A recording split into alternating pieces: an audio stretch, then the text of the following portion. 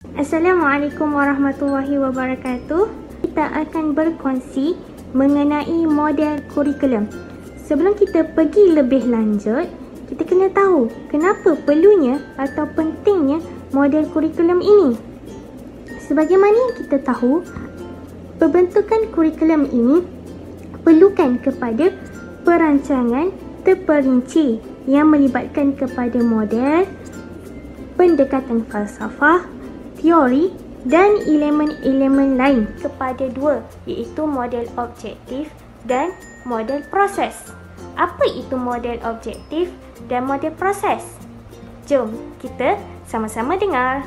Model objektif adalah model yang dirancang, dikelola dan dilaksanakan bagi mencapai tujuan atau matlamat pendidikan.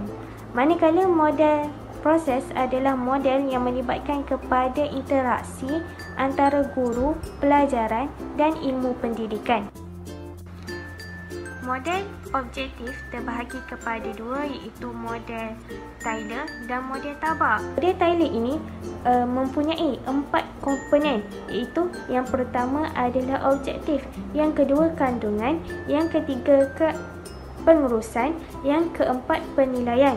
Manakala model Tabak mengandungi 7 komponen, itu yang pertama adalah diagnosis keperluan, yang kedua adalah pembentukan objektif, yang ketiga pemilihan kandungan, yang keempat pengurusan kandungan, yang kelima pemilihan pengalaman pendidikan, yang keenam pengurusan pengalaman pembelajaran, yang ketujuh iaitu yang terakhir adalah penilaian.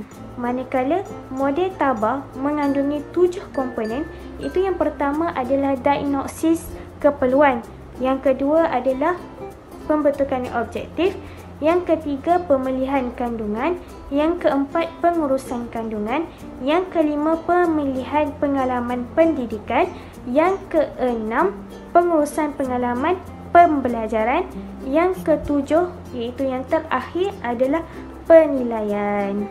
Dan model Taylor ini dia lebih kepada penggunaan objektif dalam perkembangan kurikulum dan pendidikan, sebab dia anggap alat untuk capai tujuan.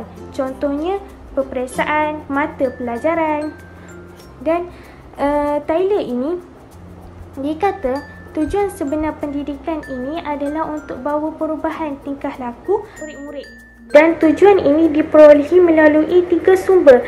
Yang pertama adalah pelajar, yang kedua adalah masyarakat dan yang ketiga adalah subjek ataupun mata pelajaran itu sendiri.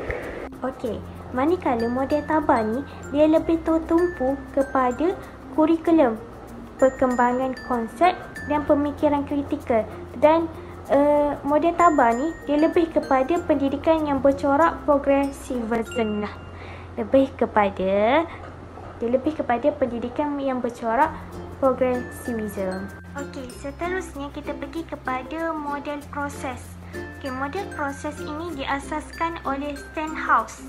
Dan sebagaimana yang kita tahu, awal-awal tadi saya ada menyebut bahawa model proses ini adalah melibatkan interaksi antara guru, pelajaran dan ilmu pendidikan.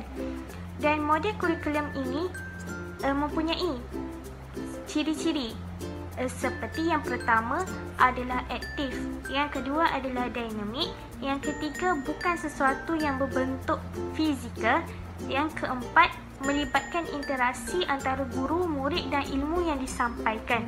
Itu sahaja daripada saya. Terima kasih.